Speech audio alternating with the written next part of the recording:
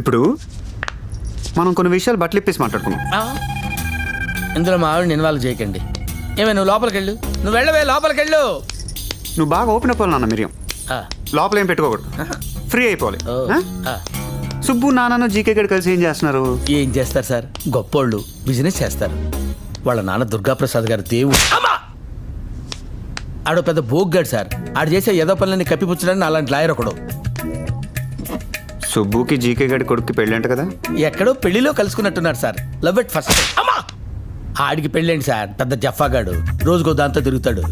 ఇదేమన్నా తక్కువదనుకున్నారు సార్. రాజస్థాన్లో కుర్రోడ్తో లేచిపోయి 3 రోజులు తిరిగి వచ్చింది. మూసుకొని తీసుకురావాల్సి వచ్చింది. అమ్మా! ఓపెన్ గా మాట్లాడినా కొడతారండి సార్. తిరిగి నాతోనే మరి. ఓహో, చెయ్యి అక్కడే ఉంది, చెంప పగిలిపోతుంది. ఎలాగంటారు? నువ్వు అడగకూడదు, చెప్పాలి. నాకేముంటాయి సార్, ఏవో చిన్న చిన్న కోరికలు.